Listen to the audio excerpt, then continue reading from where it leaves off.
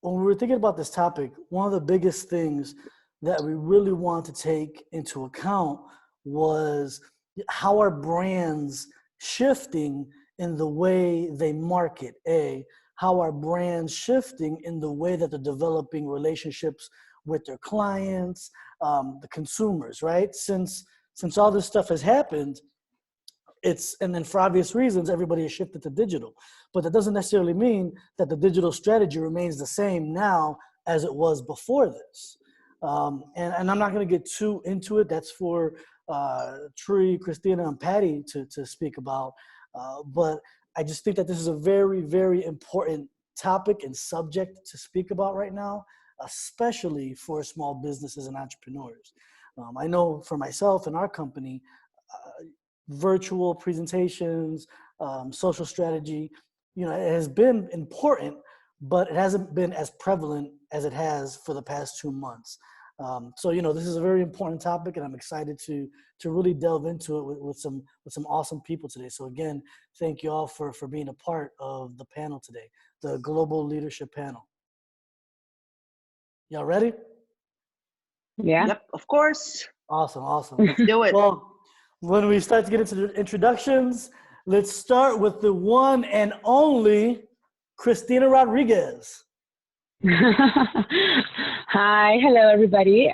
Good morning, good evening, depending on where you are. My name is Christina Rodriguez Estrada, and I am a senior digital communications consultant.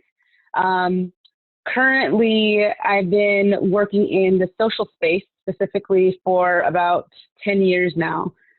So right when everything got started, I was lucky enough to be at an organization that pushed me in that direction to get to know the social space. And I'm really happy to be here. Thank you for asking me to be part of this panel. So when we're talking about your job title, can you just kind of really quickly, Christina, give us a couple problems that you currently solve? Sure. So right now, what we look at is how to talk to our consumers and our and people that we are communicating with and our audiences in a way that is going to resonate with them in order for them to take a certain call to action. And so I currently work for a healthcare company, insurance company, and our main objective obviously is to sell insurance. However, there's only certain times in the year in the United States where people buy that insurance. So what do we do the other, how many months, 10 months out of the year, we try and help people understand the importance of health and wellness and help them take care of themselves, give them tips on what they should be doing. So from a standpoint of insurance doing health stuff, it's interesting and difficult to get people to listen to you as a health insurance company. And so we have to reposition ourselves always to know who we're talking to, know how to talk to those people. And I mean, when it comes to insurance in the United States, it's a difficult industry to be in just because people have their opinions and they express them openly on social. So one of those things that we try and solve for is how do we create content that's risk averse? How do we create content that's helpful? And how do we create content that is going to ultimately change the behavior in an individual? And it's difficult, but we try and do our best. Good. Thank you for that. I'm definitely looking forward to hearing some of the stories and strategies that you have in regards to that. I think you hit a really funny point in terms of, people are a little bit more expressive on social than they are, say, face to face, right? So it's an interesting way to be able to juggle those personalities, if you will. So yeah, exactly. Craft that message. So right. Awesome. All right, we'll go to our next panelist, Miss Tree Shi. Can you please give us your background, introduce yourself, and what kind of problems you're solving? Good morning and good evening. I'm Tree, the plan you were able to see before quarantine. Last time I talked a lot about my education side, and this time I will focus more about the hotel business side. Currently, I'm a managing partner on a boutique hotel called Moyu, which is located in Yellow Mountain City, where the most tourist place in China, except the Great Wall. Same with the other countries, tourism and hotel business took huge hit during quarantine time. Last time, I assumed it would have an explosive growth after quarantine, but COVID-19 is not like SARS. It didn't disappear. It's still out there, so you can see people are still wearing masks on the street. And even last month, there were over 10,000 people on Yellow Mountain in one day. Mostly were local people. So like most people suddenly want to visit their garden in the backyard. Right? People are still scared of going out because of any symptomatic carrier. You don't know if you are carrying the COVID-19 or not because you don't show any symptoms. So most people, they choose to limit the places they go, just home and workplace, and buy everything online. You don't need to meet the delivery guy. And definitely hotel business are thriving, from a zero customer to a few. But how do my hotel stand up among those thousands of hotels in that city?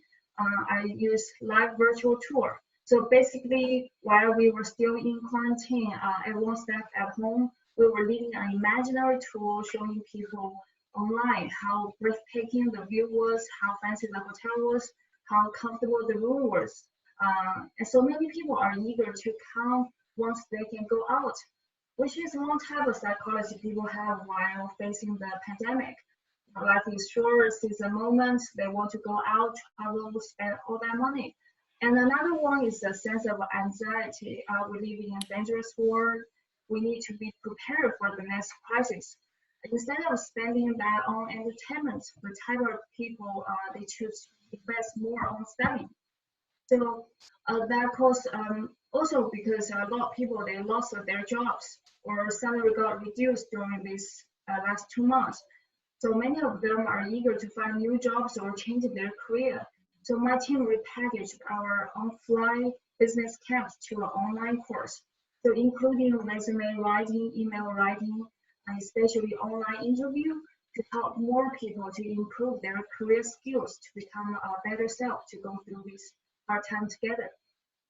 Interesting. So as the managing partner of the hotel, because I know how it is over here in America, a lot of the hotels they're very low in terms of capacity and in terms of people staying in them. So I'm assuming the same thing happened in China where people weren't staying in the hotels Yes. during the initial outbreak in China. But what you were saying was, instead of completely going away from that, you guys turned to live virtual tours of the hotel while people were stuck inside. So all they had to do was, they had nothing but time on their hands. So they were doing virtual tours of the hotel. Like we just fake like we have customers behind us. We're leading the tour. That's how you do it, right? I'm excited to hear more about the way you transition the business class from offline to online as well. So we'll get more into that later on, obviously. But thank you, Tree. Appreciate it.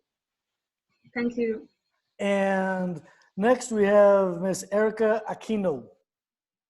Well, hi there, Adrian. Good morning and good evening, wherever you are in the world. My name is Erica Aquino. I come to you from Manila in the Philippines. I wear several hats. So one, I am executive director of Infinito Group Foundation.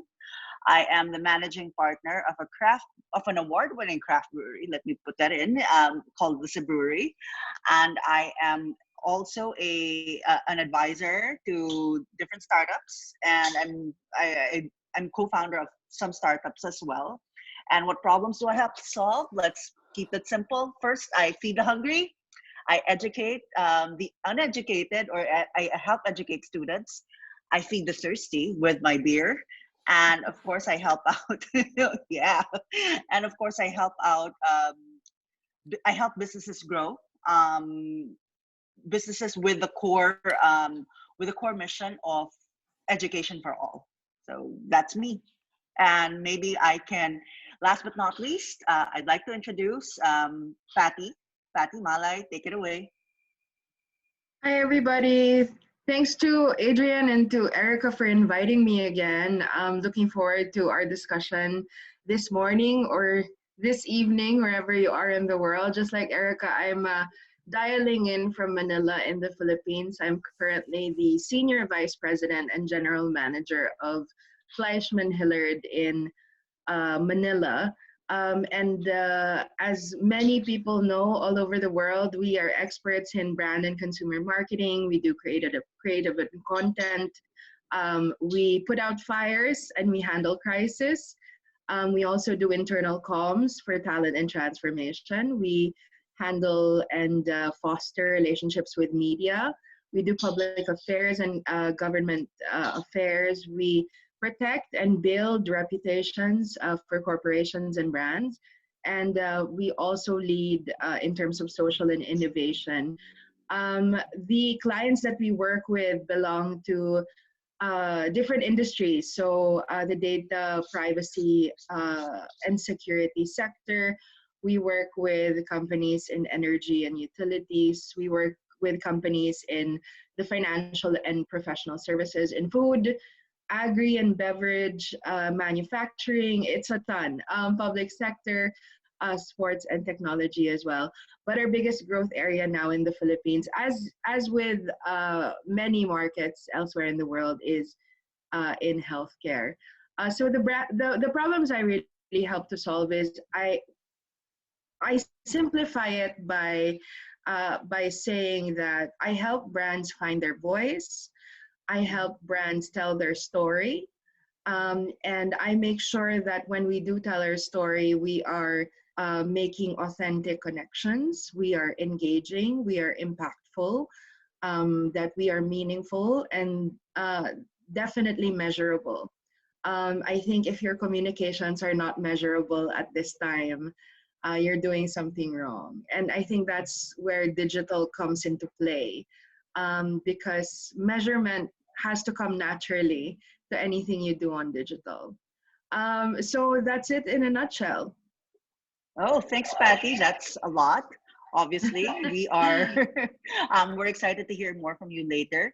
If everyone's okay, maybe we can move on to the first question for the panel. So I would like to ask, how has communication between you and your consumers, or your clients and consumers, evolved since the COVID-19 pandemic? And are there any key lessons? Patty, since you spoke last, maybe you can speak first this time. Sure, no problem. So thankfully, a lot of the brands that we work with, and my team included, we've really made digital a key component of our communications from even before this pandemic. So when it happened, it wasn't such a jarring transformation. I think, for one thing, a big lesson that we're learning is, if you haven't made digital a big part of your marketing and communications, you were doing something wrong even before this pandemic. Especially in the Philippines, where we are considered the social media capital of the world. We're number one Yes, in that we are. selfies. Yes, Yeah. and You selfies, know, and yeah, yeah. exactly. And where mobile penetration is really high. Now that's really, really important, because you have to think of where your audiences, they're not just reading the newspapers anymore. While those media are still quite powerful here in the Philippines, free TV, radio, still very powerful. But everybody has a mobile phone. Everybody has at least a simple mobile phone they can access free data on, and check their Facebook. So if you have those many touch points to reach your audience, you don't have to rely on traditional channels anymore. If your audience is facing multiple screens that they see at all times of the day, right? And any of us experience this: your mobile phone, your laptop, your TV, your tablets, right? So if you're not engaging with them through all of those touch points, you're definitely missing out. So I think definitely digital has to be part of the mix, if it hasn't been already. Right. So how have you been using it? Has the messaging changed in a way? I think the thing that we want to make sure now is that also we're not doing digital for digital's sake, right? You don't want Mm-hmm. to be there just because everybody else is. At the end of the day, you want to still be true to what your brand and your company stand for. Mm-hmm. So something that Fleischman Hillard really does is we always speak from a place of truth. And what that means is we need to make authentic connections. Your audience now is quite savvy. They know when something's being hard sold. They know when something's Mm-hmm. being rammed down their throat, right? And they're not Mm-hmm. afraid to. They're not afraid to tell you off. It was discussed a little bit earlier how outspoken everybody is on social, Mm-hmm. and definitely everybody has an opinion. So you have to be very careful that you're coming from a place of truth. So if you really know your brand and you really know the DNA and what you stand for, it's not going to be difficult to find your audience. It's not going to be difficult to find out your brand voice, your character, your Mm-hmm. persona, and how you can address from a place of authenticity. So what you really need to do is I think now is a good time to figure out what does your brand stand for. Mm-hmm. Maybe do a quick assessment of where you were prior to the pandemic and where you want to be, and that has to be your Mm-hmm. guiding light strategy. Mm-hmm. So yeah, that's it for Okay, me so in a nutshell. okay, in a nutshell, so how has anything changed? Could you give us a concrete example, maybe? Of course, I understand client privacy and everything, but maybe you could give us some an example of how things have transitioned for a certain brand from pre-COVID to um, during COVID. Sure. One of the interesting sectors, and I think Tree alluded to it earlier with what she said about virtual tours, is real estate. So we have Mhm, one of the biggest real estate companies that we mhm, are planning campaigns for. And prior mhm, to the pandemic, of course, part of the campaign were familiarization tours where we could bring right. media to experience the property themselves. And now that that's not possible, we're looking at how can we maximize the power of video. Video is such a powerful tool. The Filipinos also really are, I think, number one, almost number one in our viewership of YouTube. And that tells you something. People want to watch content, and so the key now is how do you make content that is compelling, and that they're Mhm, gonna mhm, want to spend at least 2, 3, 5 minutes on. And so mhm, that's definitely something we're planning towards is a lot more virtual tours, a lot more video led tours, mhm. especially since physical events and mass groups of people will not be allowed for quite a while. Right. So, uh, let's say you, a small business person wants to produce their own content. What tools should they have with them? Is an iPhone okay? Is a smartphone fine? Or does it have to be a big production number? So what we're realizing now with content, right, is all you really need is an internet connection and a smartphone. Mm-hmm. And I think what's more important than the technical aspect of things, although of course when you Mm-hmm. have a big budget and big money to throw in production, it's always going to look glossier and more beautiful, right? But at the end of the day, if you're not telling a good story, if you're not making those authentic connections, and if you're not painting your brand in such a way where you're really showing your audience the relevance of your brand and your company at this time, then you're going to miss the mark anyway, no matter how beautiful your camera is or how great your lighting is, right? So at Right. the end of the day, you have to make sure that the story that you're telling is good. And the more truthful you are, we find that the better it will be. A lot of people that go viral on social are people that tell the truth. Hardly Mhm. ever are they lying, you know, hardly ever are they being elaborate about what they're saying. And it sounds really simple, but a lot of people, I think, overcomplicate communications. You know, they think, oh, we need to do all of these things. We need to layer all of these messages. You know, when we're creating anything, we always think of what is the one key takeaway. If we're going to Right. create a 30-second video, if we're going to create a story, a press release, if we're going to create a radio ad, what is the one key takeaway? So whatever it is you're doing, I think a plain question to ask and a very simple question to ask is, what is the one key takeaway that I want my audience to walk away with when I do this? Okay. Thanks, Patty. Sure. Let's travel now to China. Tree, um, maybe you could answer the question: how has communication between you and consumers evolved since the COVID-19 pandemic, and are there any key lessons? First, I think this pandemic definitely changed the way we communicate. So most people used to prefer communicate face to face, but now they were forced to learn how to communicate online, to download different apps. For example, Zoom. I even made a video of how to download it from iPhone or Android phones and how to use it. And every time when I have meetings or classes, my first page of PowerPoint is a page of introducing the basic functions of Zoom, and I have a co-host to handle those technical issues. But I think this transformation is irreversible. So people pass this obstacle of learning how to use it and mentally how to use it.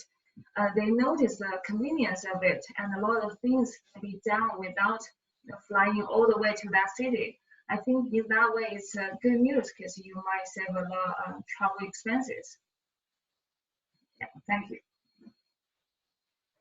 Okay, so given the change in digital in your communication, are there any key lessons that you can impart to the audience right now, especially in the travel industry or in the education industry?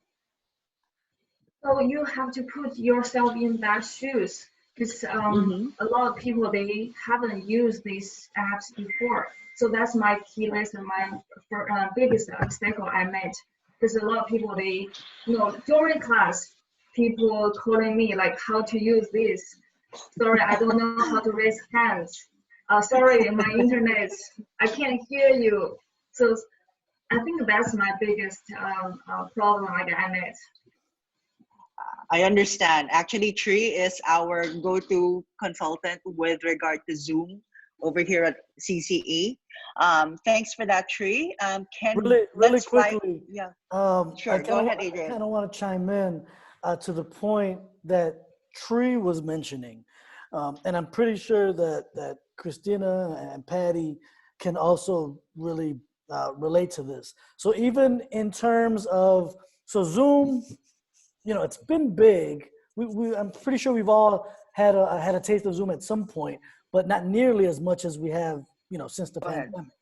And I think a point that Tree raised that was really important for us to understand now is, as essential a tool as Zoom is, if you don't know how to use it, Mm-hmm. that's half the battle right there. And we have to understand our consumers, who they are, the demographic that they are, and how simple we want to make these Zoom meetings, right? We have options of breakout rooms. We have options of developing co-hosts, things of that nature, right? So I think Tree really hit the nail on the head in terms of, yeah, we're doing it now and we're doing it, very, very effectively, but that's not going to be the case for everybody.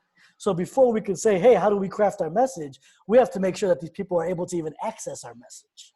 So, that's one of the things that I keep thinking about as we continue to develop CCE and the Global Leadership Panel going forward is, as we continue to identify our different demos and our different markets, are we Mm-hmm. confident that they're going to be able to meet us where we're at, or do we have to do, or should we provide, which I think we should, kind of like this Zoom 101 type thing, because even if they're able to access, just to make them even feel comfortable utilizing a platform like this will keep them engaged.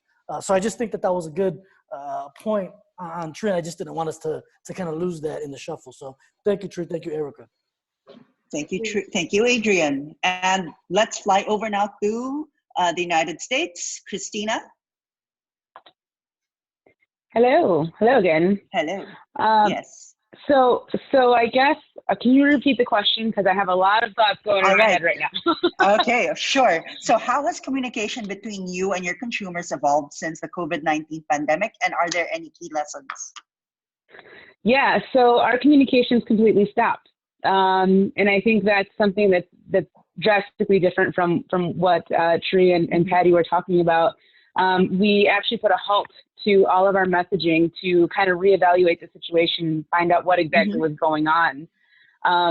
Being, a health insurance company, I mean, COVID-19 that's what it is, right? It's taking care of our people and trying to figure out how and what is the best way to do that. So when everything first started and they started sheltering people in place, and every state was determining what to do, our communications came to a halt for about 24 to 48 hours. I am only speculating because we were kind of knee deep in everything that was going on, and having a lot of meetings and having a lot of conversations about what we were going to say, how people's health insurance was going to change, if at all, and how we wanted to communicate that to our millions and millions of members. Because that's what it is. You have millions of people that are looking to you and depending on you for help at that point. And so once we had basically an internal task force, I guess is what you can call it, was put together, and we started a process of how do we confirm that the information that we have is correct. How are we going to write it so that our audiences and our members understand what we're trying to say, and who's going to manage all of that content? And luckily for social media, we're the front line when it comes to our communications. So people were coming to our social channels. They were, asking, is this going to get covered? Is this going to get covered? And the biggest, one of the biggest challenges that we saw was the coverage of mental health therapy, Yes. and how that was going to get covered, because a lot of people, go see therapists and they go into an office and they're doing it face to face. At this moment, we can't do that. And all of a sudden you have to do it telephonically. And so that was the major question. And of course, the company as a whole had to reevaluate, okay, what are we going to do? And how are we going to cover, these sessions for the people, especially because it was going to get worse. I mean, even people without mental health issues right now are having mental health issues, whether that's anxiety or depression or loneliness. Everyone's going through something. So taking that step back and realizing, okay, what is everyone going through, also had an impact on our communications strategy moving forward. So what we did was we went from selling our products, and focusing on the me, to the them, right? How do we put ourselves in our members' shoes, and what are we going to do to help them? And I think that's what a lot of different brands in the United States decided to do, right? How can we help?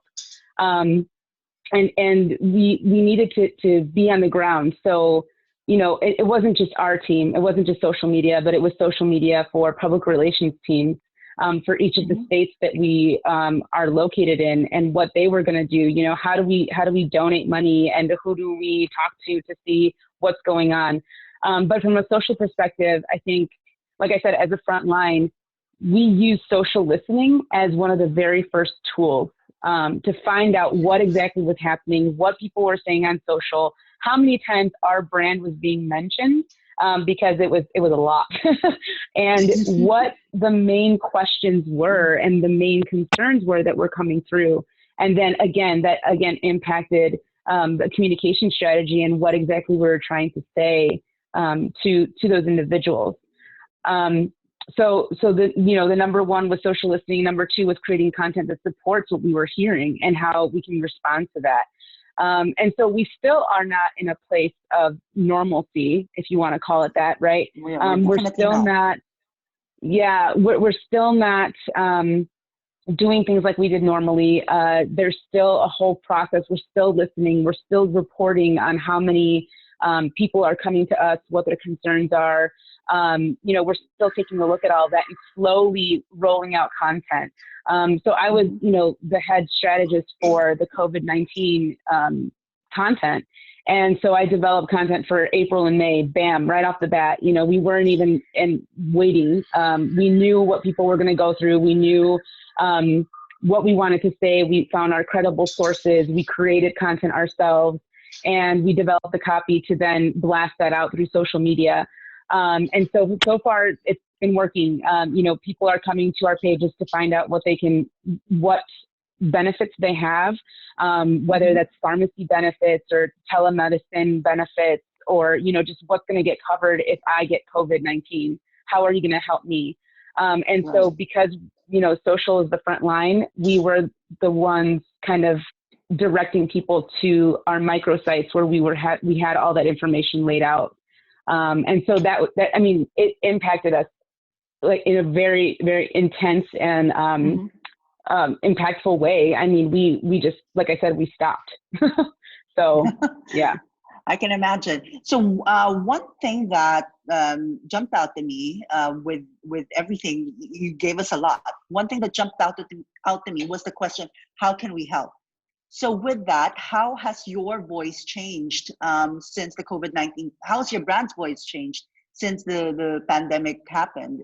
Has it evolved in a way, or did you take on a different persona? Could you enlighten us a bit? Yeah, so it evolved in a couple of ways. I think we wanted to be a little bit more empathetic, and we wanted to be a little bit more compassionate because, again, we didn't know where each individual person that's looking at our content, we don't know where they are, right, with this whole situation. So we try to soften the tone. We also were very direct. So when it came to, like I said, when it came to specifics about our business and our industry, we told it straight out. This is what you need to know. If you feel like this, call your doctor. All those useful, resourceful pieces of information that people wanted because they were looking for it. We tried to give that to them. In the form of not just, social copy, but linking through to a blog and reading a little bit more. Because at a time of crisis, what people want is information. Because for a lot of people, the more information they get, the more secure they feel. So how can we, even if it might be repetitive, it doesn't matter. How can we continue to help people and give them what they're looking for? So it definitely changed in those two ways. It was a little bit, like I said, a little bit more compassionate, a little bit more empathetic, and definitely direct to give people what they needed. Thanks for that, Christina. I have one more question for you. I understand you handle external stakeholders, external consumers. How did the company, if you are okay with saying this, how did the company handle its employees or internal consumers? How did they sorry about that, how did they communicate with their employees with regard to information? Because as employees, we are all looking at our employers, at our companies to direct on where to go. Right. So the company has about 22,000 employees across the nation. And so when it comes to that, I mean, as you can imagine, everyone that worked in an actual physical building had to go home, right? They told us, here in Chicago, we are the headquarters for the company. And so at any given time, there's about 8,000 to 10,000 people that are in that building on a regular workday. So we were all told to go home, right? And the good thing, though, is that there's a large amount of people who are remote. They do work from home 24/7. They're home all the time. I have a couple of my colleagues and my teammates who are at home all the time. If they need to come to headquarters, they will. But I mean, it's normal. And so a lot of us also had remote days, right? So I was working from home Mondays and Fridays. So we kind of were already used to that. When it came to just communication in general, there were emails upon emails. There were, you know, we still get an email every day from the CEO, talking, just mentioning, you know, how things are going, giving us tips on how to take care of ourselves, tips for working from home if we weren't necessarily used to it doing all the time. Our managers and our directors were also giving us information about, you know, we know that it's hard to peel yourself away from a computer, especially if you're at home. So they would tell us, go for walks, you know, set up your time, make sure that you are working from 8 to 5. If those are your hours, just work those hours. Don't continue working because you're just going to burn yourself out. And the thing is that they also make it easy for us to talk to them. So, you know, if we have an issue, we can always go to a manager and say, you know, this is what's going on. They encourage us to take care of ourselves mentally, emotionally. They tell us to go for walks, you know, get outside if we can, you know, hang out with the dog. They also, they understand that this is a pandemic. It's a crisis, and it's not going to be as productive as you would hope that somebody would be working from home, just because of the stress of the situation. What we also have is we actually have an internal university. So they offer courses and they offer different things for us to do if we literally have no work, because especially when it comes to content creation and communications, because it's so streamlined right now because of COVID, a lot of us have very minimal work to do. So we're like focused on COVID for a few hours, and then it's like, okay, I have nothing else to do. What can I do now? Well, take a course, go learn something. And they encourage that as well. So yeah, it's definitely been a trip.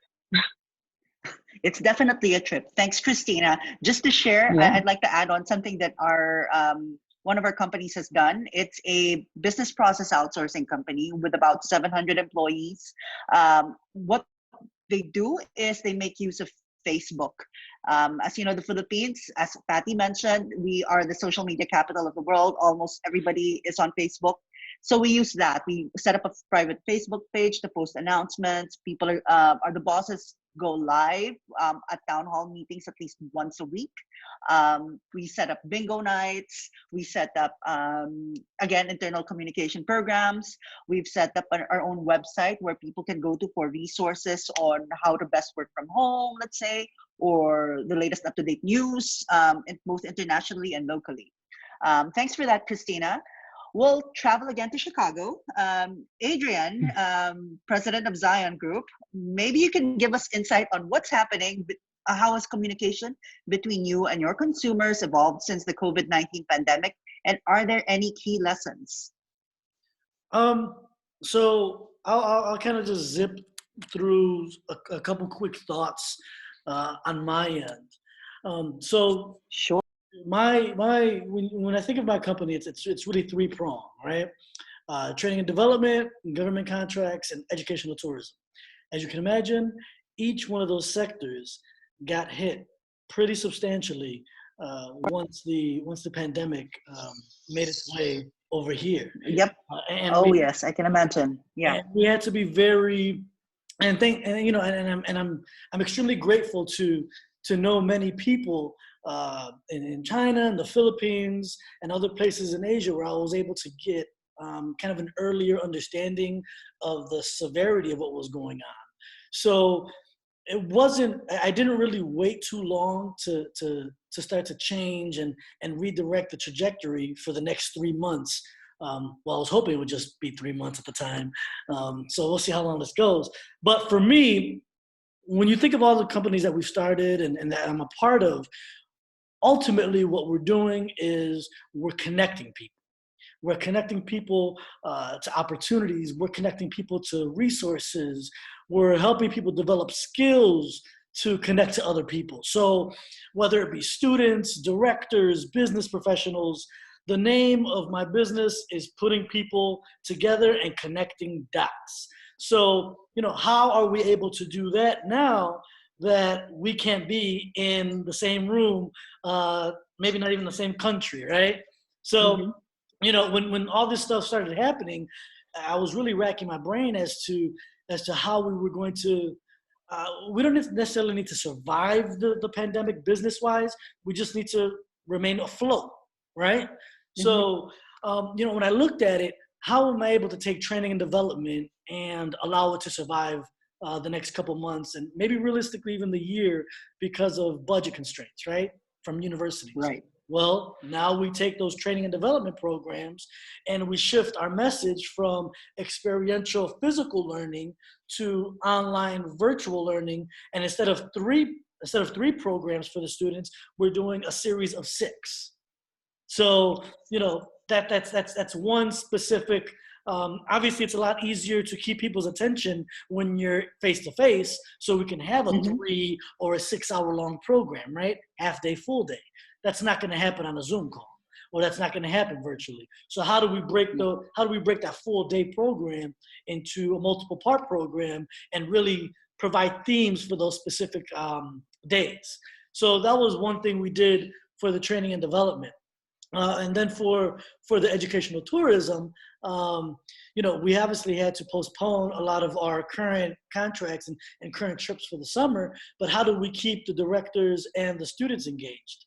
Again, we started doing cultural communication programs online, keeping them engaged, and how are we presenting ourselves as global citizens? So while we could create a curriculum before they actually get to China, Philippines, wherever we decide to take them. It's actually, I was talking to a friend of mine the other day, and I've come to the realization that in a way, this has been a blessing in disguise. For many, many years, and Christina and I, we actually go back 10 plus years in terms of us starting one of our first companies, the Millennial.B, 10 plus years ago. And for many years, we've always talked about, okay, at some point, let's take the trainings virtually so we don't have to be there all the time. But, we just never really got around to it. We enjoyed the people we worked with. The opportunities were awesome to meet other people when we were face to face. And it's just developing a whole different rapport. So with that said, being forced to take it virtually has really opened up a whole different market for us, if you will. And it's definitely allowed us to be a lot more flexible in how we deliver the training and how many contracts we can take at any time. So in terms of how our strategy's changed, I mean, it's changed immensely, but it's all for the better. At least that's the way I'm looking at it. Do I have to shift the messaging? Absolutely. Am I changing the product? Slightly. When everything comes back to normal, now we have multiple products to offer and even an integrated product, right? A virtual training with an in-person training. All the stuff that we learned from this is just, it's integral, yes, but it's also part of a bigger plan. So, I'm not looking at it as a negative. My business mind is telling me, all right, Adrian, how do we utilize this to continue to connect people? But now we're being forced to connect people globally at all times. So it's not just a matter of, should I do it, when I do it, when it's convenient for me, but now it's, all right, let's do this because, Patty, Christina could work on something. Tree and Patty could work on something. Christina and Tree could work on something. So, again, that's the business that I'm in. So how do I continue to connect people and help develop solutions? So thanks, Adrian. Yeah, thanks, Adrian. So one thing that came up is your global contacts, right? And I think that with this pandemic, it affects everybody, not just the Philippines. Previous news was like, oh, okay, 9/11 happened in the US. Or let's say the trade war, or let's say typhoons and earthquakes happened here in the Philippines. Everything was isolated. But now this crisis has hit everybody in a mind-blowing way. And what I like about these panels is that we get somebody from each region, from a different country, to kind of give their perspective on how it affected their industry and how it affected their own personal lives. And what I like about it is we ask the question, how can we all move forward together, right? Am I correct in our intentions?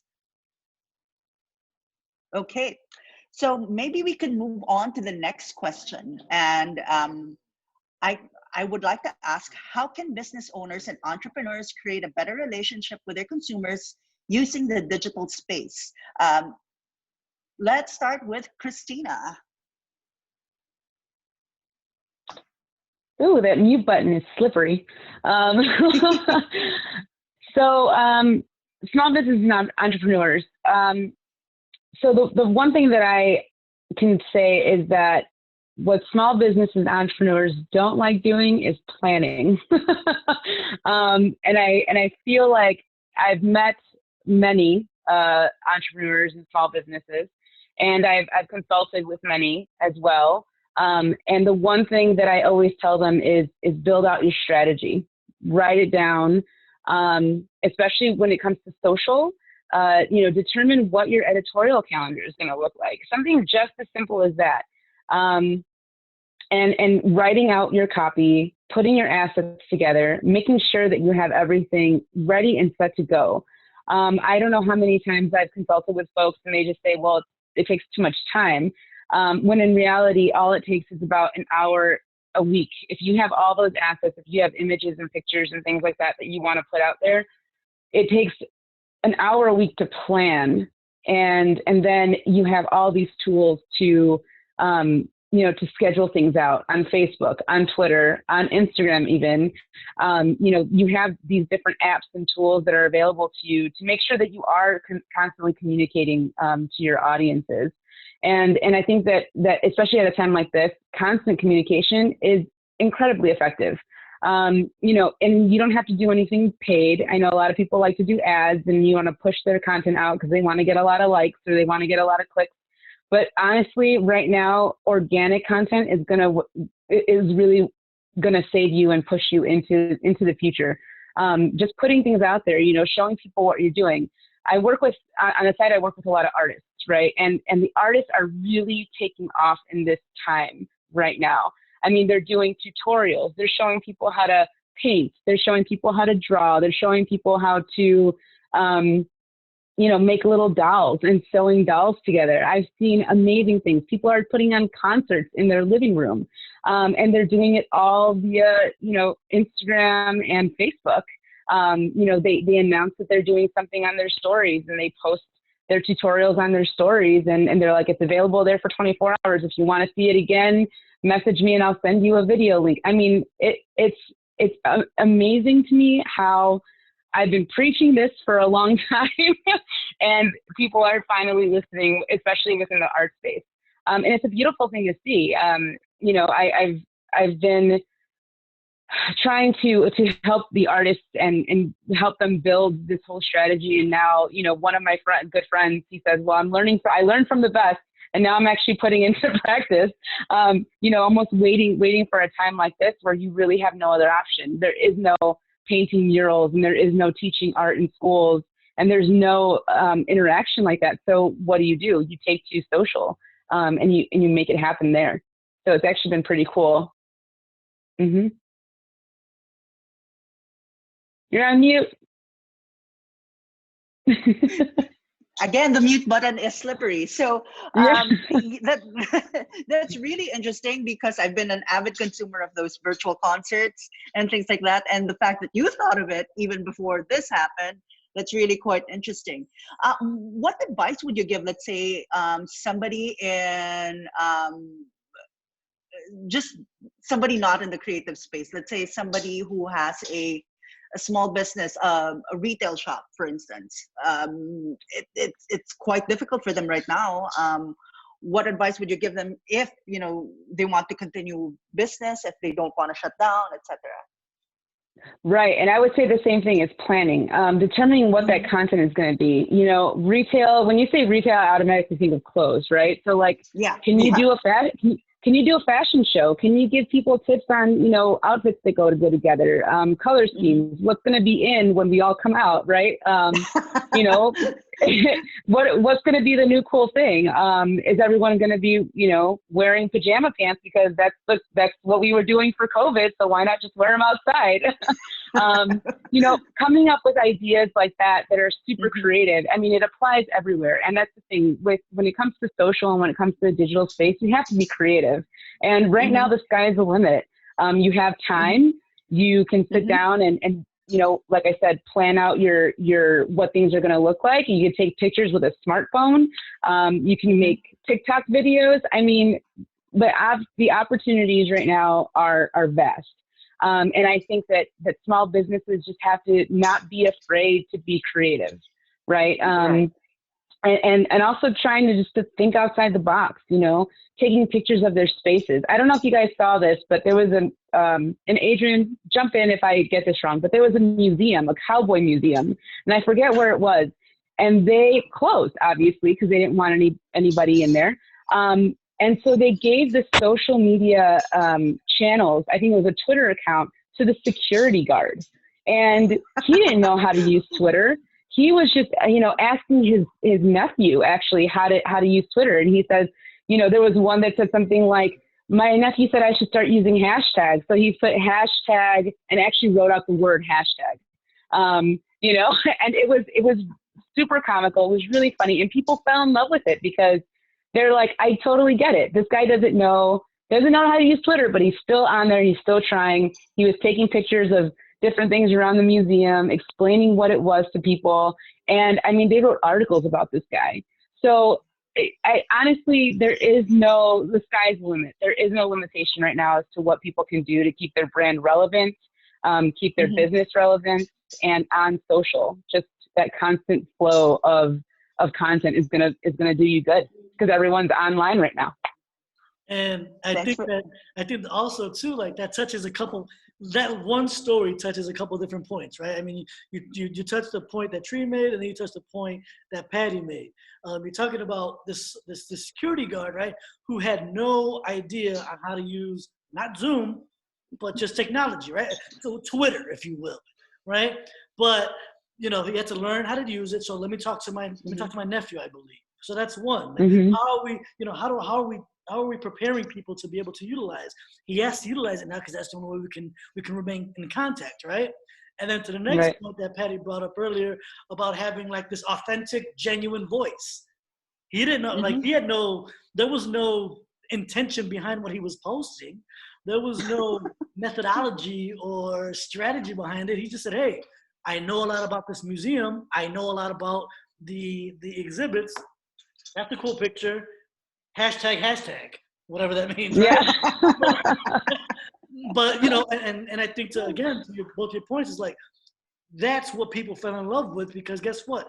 I'm in that same boat. I'm in that same boat where I don't understand this, which is cool. I understand the message when I see it pop up, but now that I have to use it, that's a completely different ball game. So, hey, thanks for that story. Yeah, no problem. Thanks, Adrian. Thanks, Christina. Very insightful. Yeah.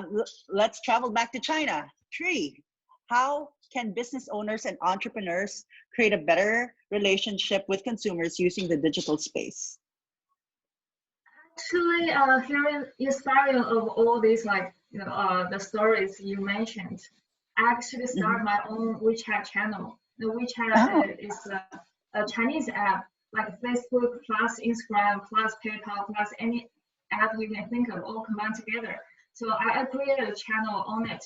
Before I only used WeChat to contact, probably in group message. But now I have a channel on it. Every day I have I write article, I share videos, I share knowledge, positive energy, and my views of topics on it. So all free.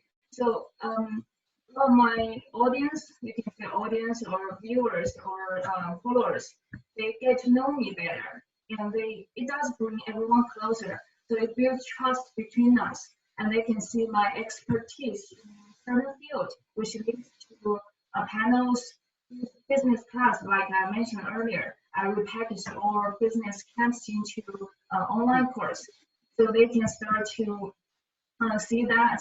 And like Christina, you can have business classes on digital communication, and Patty, you can have business classes on classical and traditional PR, which continues to contribute to the positive image you're showing to your consumers. It will help you in the long way. And like you mentioned a lot, like Christina mentioned, a lot of small brands, how do they stand out during this? Actually, in China, we have a lot of small brands. They just pop out during this pandemic. They have creative ideas. Their content is, people, they feel related to it.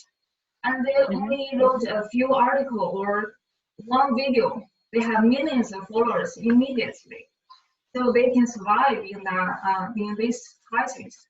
I think this is really good opportunity, and people, you have time. You have plenty of time now. You don't have an excuse for that. Before, like, oh, it's so busy. It's a new technology. I don't know how to use it. I need to learn it. Right? It's too complicated. Professionals do that. But now you don't have an excuse. You have to start do it. Yeah. That's right, Tree. We have no excuse right now.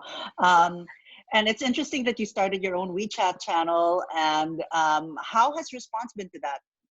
How are people communicating with that? Do you still use it? Oh, now that you're out of lockdown, yeah. Yeah, people like still use they use the WeChat. We counted like probably average probably over 7 hours a day. Just one app, screen time is over 7 hours a day totally. Yeah, because you can see a lot of ads, you can see videos on it. Because we don't have Facebook here, we don't have Instagram here. But like we have people who have Instagram and Facebook, they just copy those videos and move it to WeChat. So people they still can see it at home. Like I watch Trevor Noah like social distance show every day. Okay, Trevor Noah. That's interesting. Yeah. Yeah, we watch Trump's daily show too. Like we watch him for a comedy, and like I watch Trevor for a news for. Well, that's that's a very interesting take on Trevor Noah. Anyway, thanks, Trey. Let's travel to the Philippines again. Patty, how can business owners and entrepreneurs create a better relationship with the consumers using the digital space? I think what's been discussed has been amazing. What Christina said about planning, and what Tree said about just doing it.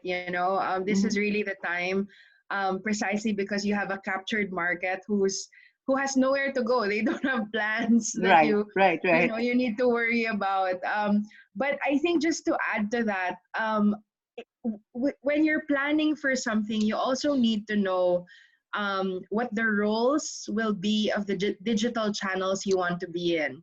I think what a lot of people who aren't well versed in the digital space do is they think if they post on Facebook, they just need to transplant that post to Instagram and transplant that post to Twitter and elsewhere. But that's really not the case, because the behavior of your audience in each of these channels is different. So the way people engage with the content is also very different. On Instagram, if you notice, people are quite passive, right? Because it takes a bit of effort to stop what you're infinite scrolling on to write a comment. So people will probably just like it, right? But on Facebook, this is really where you get a lot of richer engagement. On Facebook, people will really seek out your page. They will really watch your video. They're really going to, leave comments there. On YouTube, same, because they're there, and that's the behavior of the audience. So you need to figure out what. Of course, over in China with WeChat, there's only WeChat, so not too much of an issue there. But for elsewhere in the world, where there are multiple digital channels, you really have to think of the behavior. So one of the most powerful things I think that SM E's can do is to really focus their energy on owned channels. So when I'm looking at the media landscape, I'm looking at peso. That's paid, earned, shared, and owned, right? So the owned channel are the channels that you own, that you have complete control over. So that's your Facebook page, that's your emailers, that's your Twitter, that's your Instagram, etc. Um, and if all you can do right now is focus your energy on that, that's amazing. So the great thing about these platforms is you can also now boost your content for more people to see it. So depending on what your objective is for the content that you're producing, right? Either you want more engagement, either you want more traffic to your website, either you want reach or awareness. So there's so many ways for you to continually craft the content that you're putting out, and make sure that it's impactful. So again, I go back to my point earlier that I said the great thing about digital is now it's measurable. You're not shooting in the dark and hoping for a hit. There's definitely now an opportunity for you to refine every execution, every initiative, so that you know that your efforts and your money, if you do decide to invest in advertising, that you know that all of this is going to work for you, that it's translating in actual dollars for you, in actual eyeballs, whatever the objective is. So yeah, I mean, definitely planning, definitely looking at what your channel roles are and being creative and out of the box. Those are all great things you can do. Thanks, Patty. And what I like with one of the things that you did was, so you are a PR practitioner, but you're also a communicator. And for those, just for everyone to know, Patty was a DJ back in the day. A long time ago. A lifetime ago. And one of the things that she's doing, could you tell us more about it? Oh my goodness. During this, yeah. Yeah, so just like Tree, who set up her own WeChat channel, I started a podcast which gave birth to a YouTube channel. And it has nothing to do with my job, because if I talk about my job, I would just bore myself because I do it all the time anyway, and I give that advice to my clients. So I talk about food. I talk about travel because I can't travel now, so I have to live vicariously through something else. And so the YouTube channel in particular has been giving me a lot of joy because it's pushing my creativity. I learned like in a day how to set up my smartphone. So I just have my iPhone. And how to edit videos. And I think I have close to 500 views on my videos. That's amazing to me because I set up my channel like a week and a half ago. And that people want to watch me eat. Like, that's insane. But that's how social is. That's how digital is, right? You just put something out there and, in a blink of an eye, 500 people watching you. So that's pretty cool. Yeah. Thanks, Patty. So some key takeaways for small, medium enterprises: own your channel, maybe pivot, and maybe now is the time to learn something or do something on your own, something that you've always wanted to do. All right, thanks, Patty. We would have to travel back to China again because Tree, I believe you do have to drop out. Could you give us a few parting words? Yeah, thank you. And I do like your like making video of people like watching you eat. Because I forgot to mention about the videos that we do have many apps about video, and people like young people, they love to watch videos. They don't have a long pension to watch like a 1 hour article, reading books, but they do have 10 minutes or 4 minutes, even 4 minutes attention to you to watch that video. We have TikTok, we have Bilibili, we have Pleasure, a lot of things. So I was thinking, actually I'm planning this week to make my first video, because before I just edited other people's video, but now I probably will make my first video. So that's really good. like new way to showing people. And even my mom, she knows how to use smartphone, and she doesn't read articles because it's too small for her to read. So like she just put the phone and playing videos, and she was listening while she's cooking. So I think that's a really good way to connect every people in the world, no matter where you are and no matter how like what the age or what races. But like it's really good way to connect to everybody. And I feel terrible, sorry, I have another meeting to go. So thank you, Adrian, for inviting me, and thank you, Erica, Christina, Patty, for bringing ideas. Thank you, everyone who participated in this panel. This pandemic definitely changed too many things, but we need to survive and look at the bright side. Hope we can all work together to find new way forward in this digital world. Thank you. Thank you, Trey. Thanks, Thank Tree. you. See you later. All right. Thank you. See ya. All right, Adrian, your turn. How can business owners and entrepreneurs create a better relationship with their consumers using the digital space? Okay, so the way I've looked at things at this point as an entrepreneur, a seasoned entrepreneur at that, so I've been through plenty of ups and downs, and I've seen a lot of success and I've seen a lot of failure. But what I've learned from this specific situation, and listening to Patty, Christina, and Tree as well, you know, the biggest thing that stands out to me is now is the perfect opportunity to become a subject matter expert, right? So, you know, for those who are thinking about starting a business, who have started a business, you know, why are people going to give you contracts? Either because you know your product like the back of your hand, or because of who you know, right?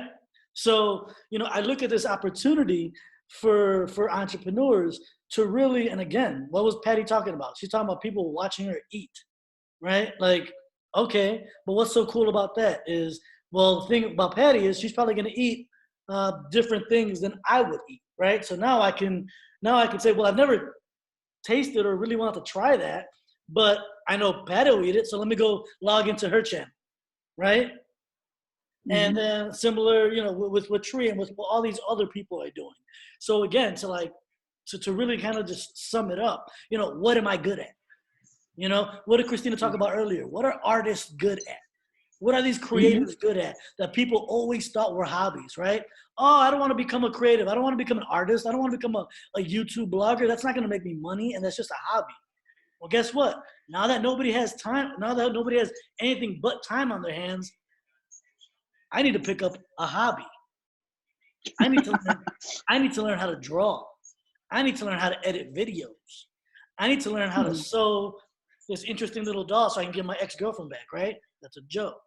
But, you know, so all these different things that you know, were once thought of as you know, these, again, hobbies are now, you know, you're able to make money off of them, right? So like for me specifically, you know, what are we doing now?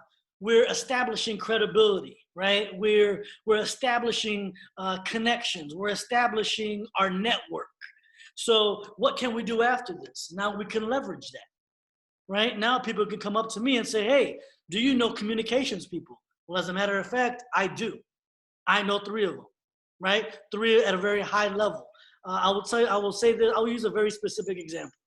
So I go to many conferences every year, many conferences, business conferences, education conferences, and I will say about 50% of the time, I'm always getting asked, Adrian, do you know, or do you own a communications company that's focused on the Hispanic market, right? That's not something I want to get into, right? So I can't take that. I'm not going to take that contract, if you will.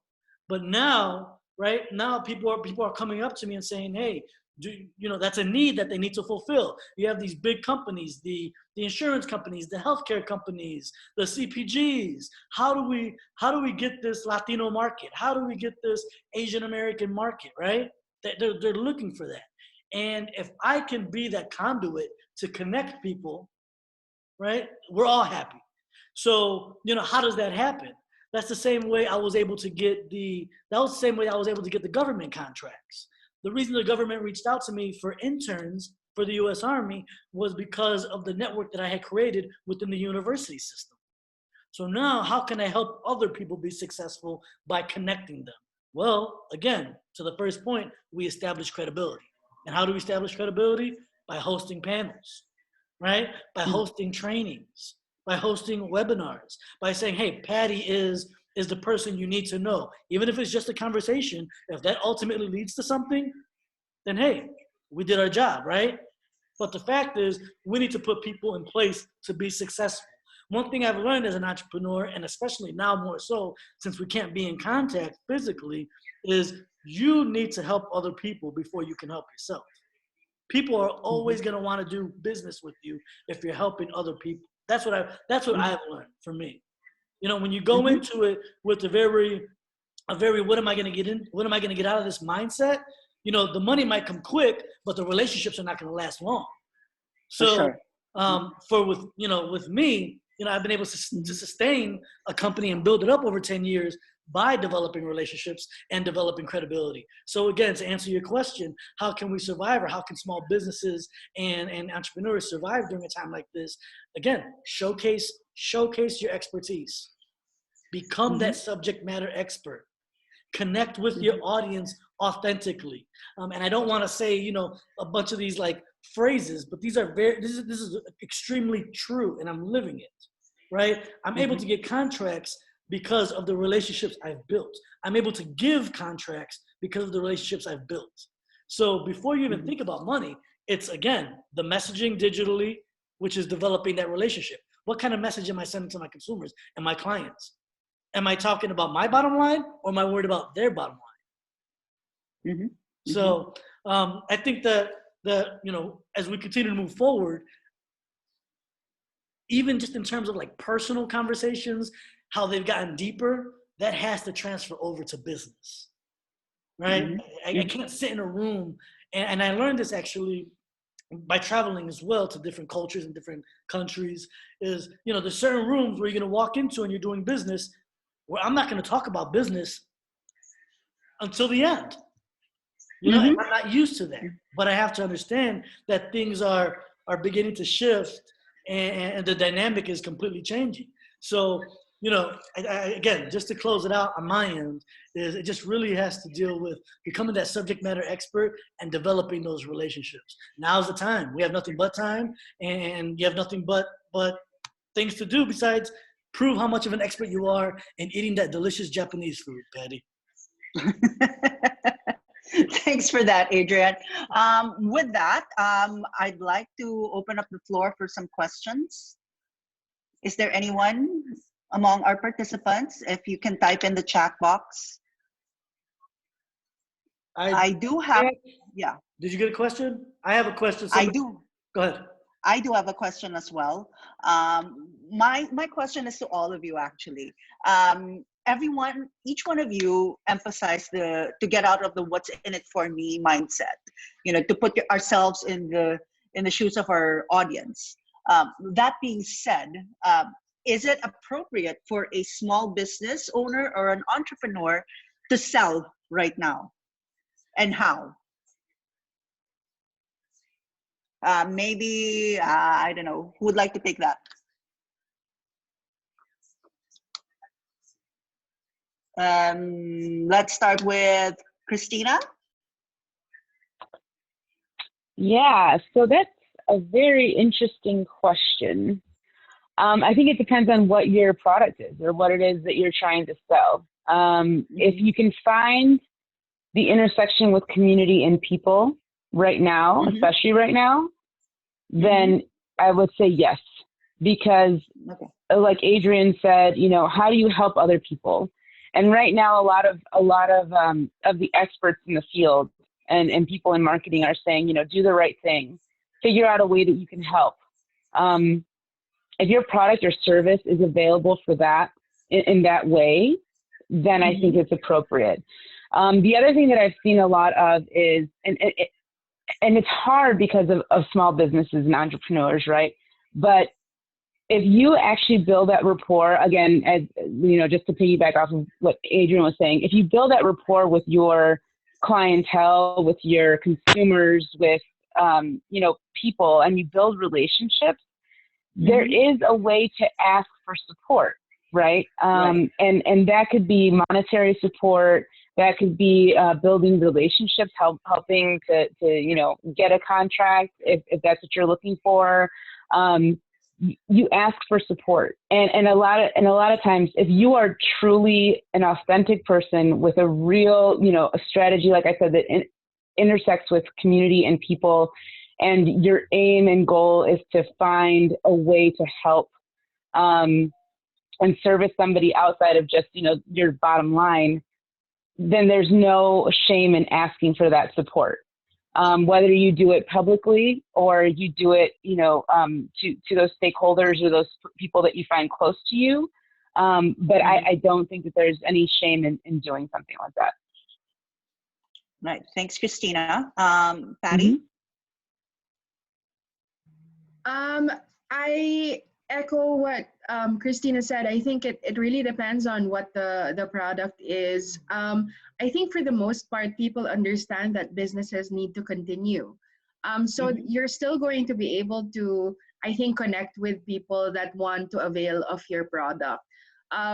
You need to, I think, look for those alternative channels now to sell, because for example, here in the Philippines, the bigger Amazon type channels are in like a minimized capacity for operations. So not all the stores are open. The deliveries are probably not going to happen as quickly as you want them to go.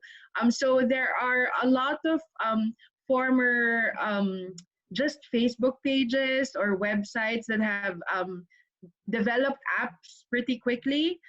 So that's definitely something you want to take a look at. I think looking at marketplace Facebook groups is another.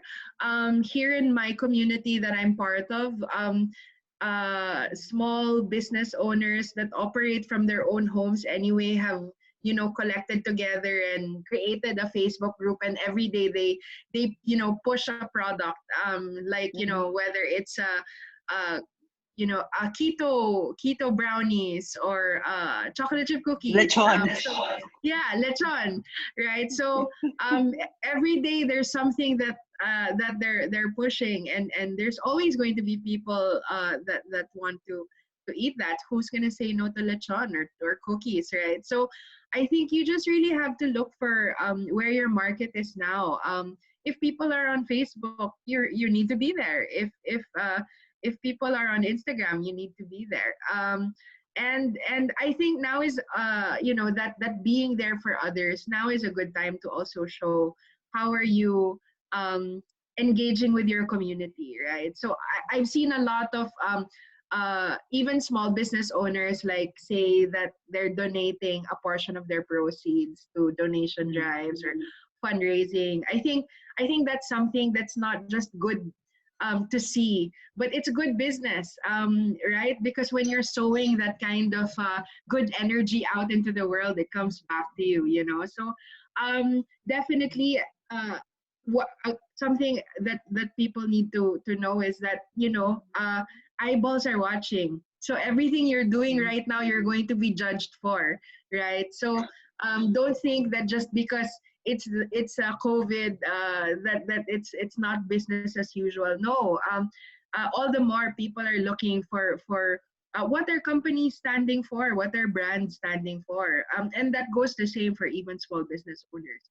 What are you standing for? Because it can't just be now profiteering. Because the businesses that do just that are being called out, right? They're being called out, and in a violent way. People are merciless, right? People are merciless. So you always have to think now, what is my social impact? How can I participate in social justice? And it doesn't have to be in a preachy manner. It can be something that comes inherently simply because you're a clothing shop owner, right? And if you're retailing clothes, why don't you donate clothes? I know that there are even churches that have opened up their doors for as like a halfway house for healthcare workers. It can come very naturally. Whatever you have, you can give, right? And people will remember. So let's not forget that everyone's watching. Yeah, thanks, Patty. Yes, we have to remind ourselves everybody is watching right now. Okay, Adrian, I believe there was a question. Christina, did you have something to say? I wasn't sure. No, I was just going to add to that because there was something else that I heard recently, and it was, what you do now is going to have a huge impact on your business in the future. Sure. So just to re-emphasize that that everyone is watching, everyone is legit watching. So everybody has to kind of be careful right now, Mm-hmm. So a friend of mine, she had to call out or to log out, but she definitely had a question that I thought was pretty good, and I put it in the chat. As we move toward an emphasis on digital, what does that mean for traditional business? When we think of countries such as China and the Philippines, rooted in deep traditions, how is this going to impact interaction? I thought that was a really good one. So can we start with, how about Erica? Give us a little bit of your thoughts on that. Actually, I've found that this crisis has sort of upended everything, upended tradition, upended just everyone's thoughts on things. Previously, everyone wanted to be, let's meet up. Filipinos are a very social people. Restaurants are always full, and we honor our elders, etc., etc. And that's still happening now, but it's moving towards a more traditional, a more digital space. Grandparents are learning how to use Zoom, Viber, and all these messaging apps. Restaurants are moving online. There is now a whole directory being passed around.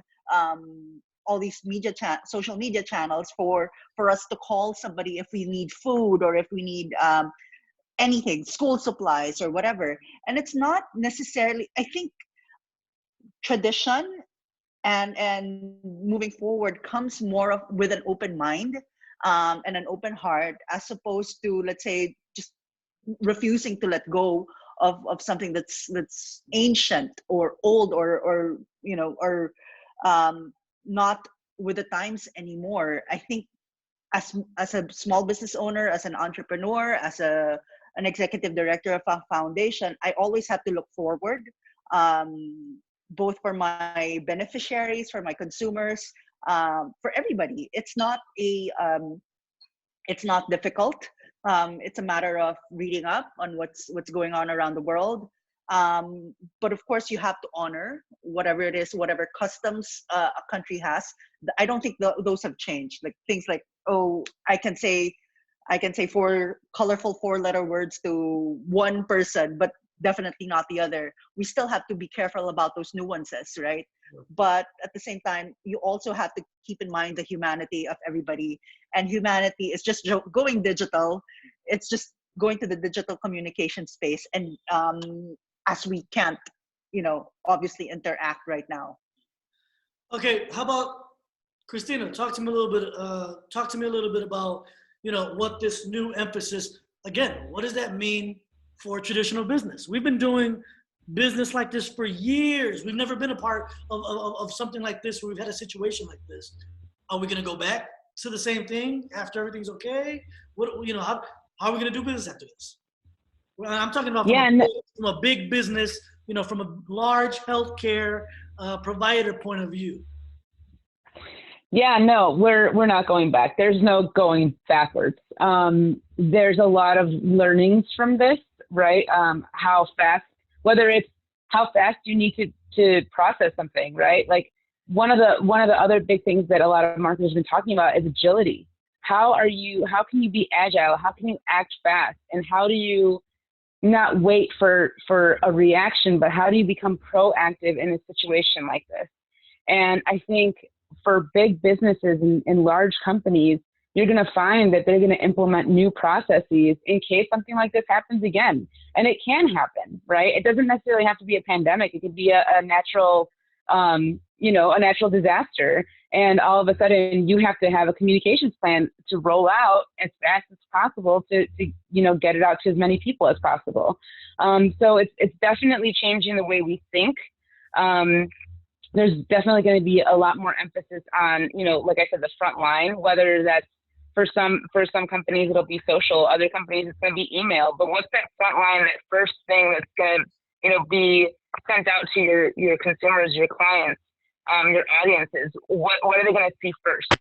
And I think that's going to carry a much bigger impact moving forward from this larger business perspective.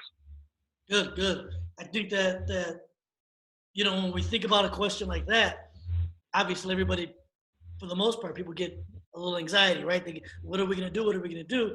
But I think you brought up a great point in terms of, nothing's ever going to be the same. A, B, and I think I saw you kind of nodding your head as well, Patty, is, it doesn't have to be a pandemic, but now we need processes for any type of situation like this, whether it takes us out of commission for 2 months or 2 days.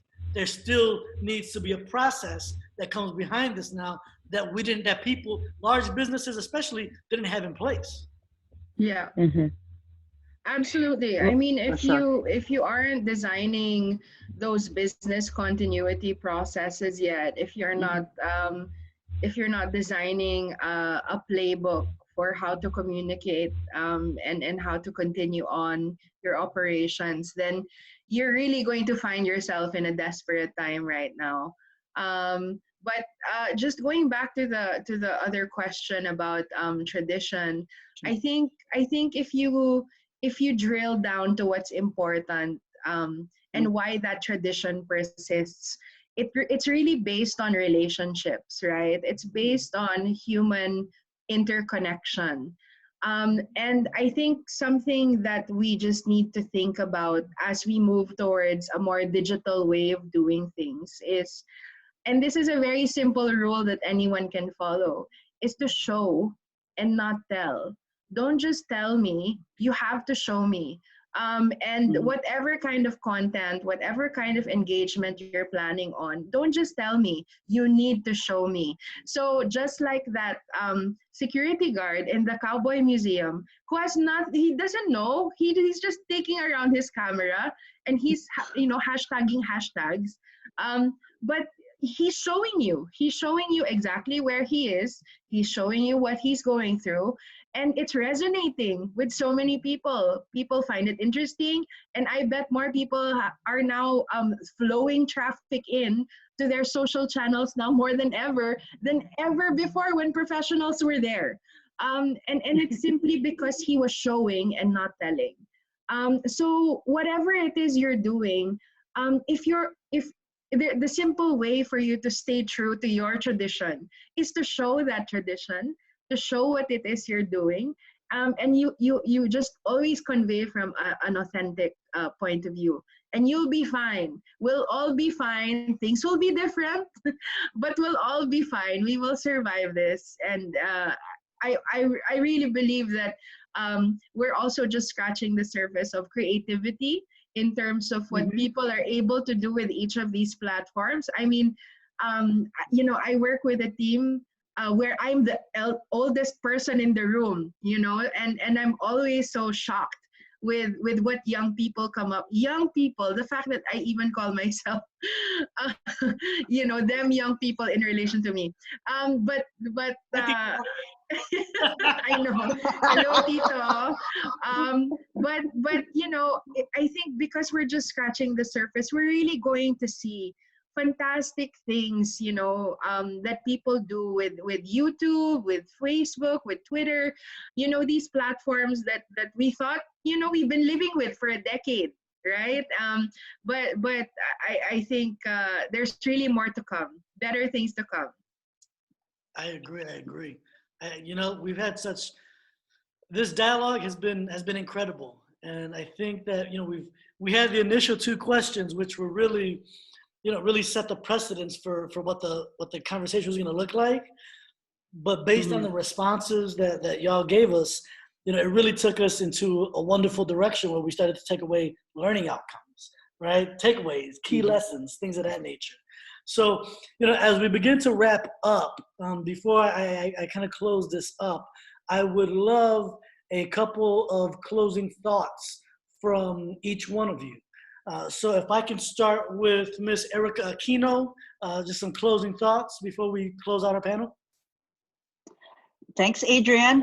Again, I echo the sentiment that this was such a fruitful dialogue. I have so many takeaways, but my main takeaway here is, what is that Cowboy Museum account? And I'd like to follow it right now. And that's all I have I'm going to find the article and I'll send it to you. How about that? Yes, please.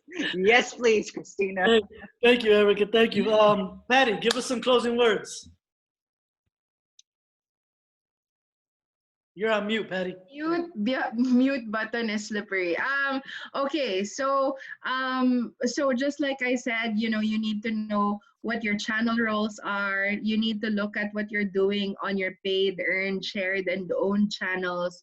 And you need to show and not tell. This is not a scary time. This is something that we need to be excited about, because a lot of what we can do can be done for free.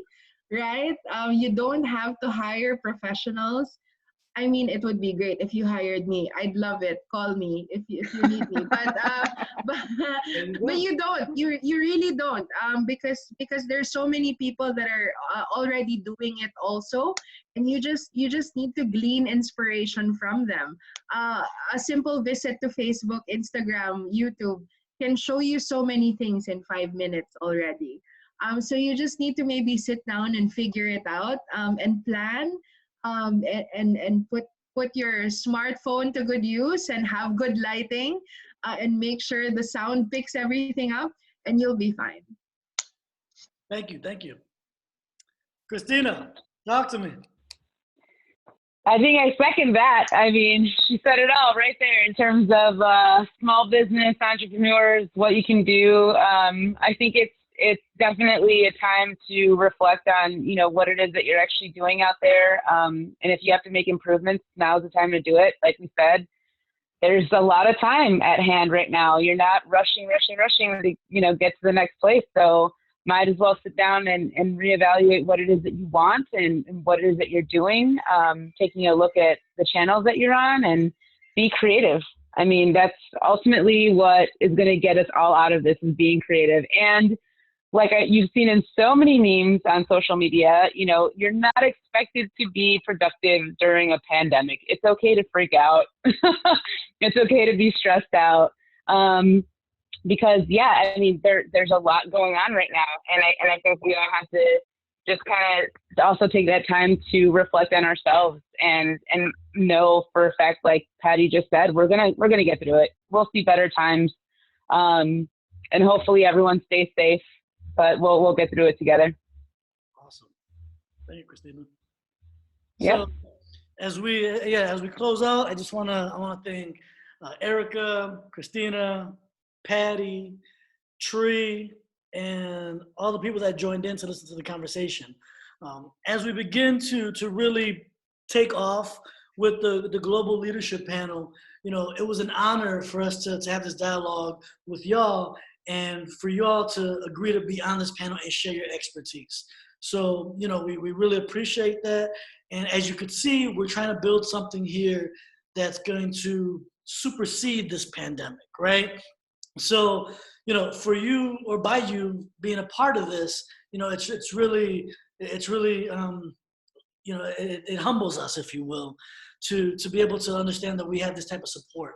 So what we'll do from here is, we're going to create a group. We'll put y'all in a group with other past panelists of the global leadership panel, so that everybody can continue to connect.